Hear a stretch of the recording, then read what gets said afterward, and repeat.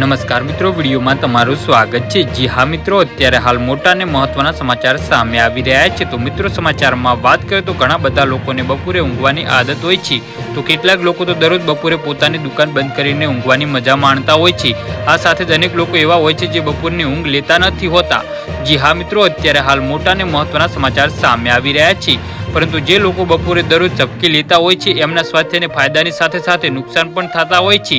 જો કે બપોરની ઊંઘ તમને રિફ્રેશમેન્ટ કરાવે છે, એકદમ સ્ટ્રેસ ફ્રી થઈ જાઓ છો। તો જાણો બપોરે ઝપકી લેવાથી હેલ્થને થતા નુકસાન વિશે।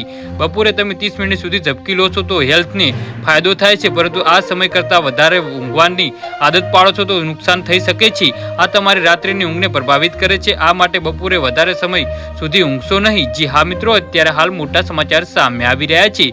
એક્સપર્ટનું કહેવું છે કે લાંબા સમય સુધી તમે બપોરે સૂઈ જાઓ છો તો સ્ટ્રોકનો ખતરો 20% વધી જાય છે, જેનું સમર્થન medical journal of American academy of neurologist of અધ્યયનથી થાય છે। જી હા મિત્રો, અત્યારે હાલ મોટા સમાચાર સામે આવી રહ્યા છે। તો મિત્રો, આના વિશે તમારું શું કહેવું છે તો નીચે કોમેન્ટ બોક્સમાં જરૂરથી જણાવજો અને અમારી યુટ્યુબ ચેનલને સબસ્ક્રાઇબ કરવા